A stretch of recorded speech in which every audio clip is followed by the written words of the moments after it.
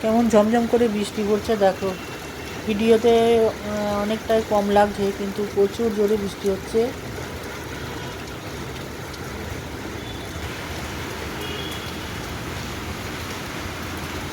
এমনিতে ভালো লাগে বৃষ্টি, কিন্তু যারা বাইরে বেরোয় তাদের জন্যে কষ্ট লাগছে। যাদেরকে অনেকটা বাইরে বেরোতেই হয় তাদের জন্যে খুব খুব খারাপ লাগছে, এই জলে ভিজে ভিজে তাদেরকে কাজ করতে হবে।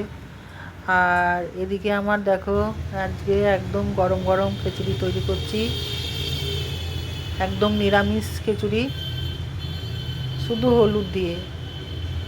কেমন হয়েছে বলবে।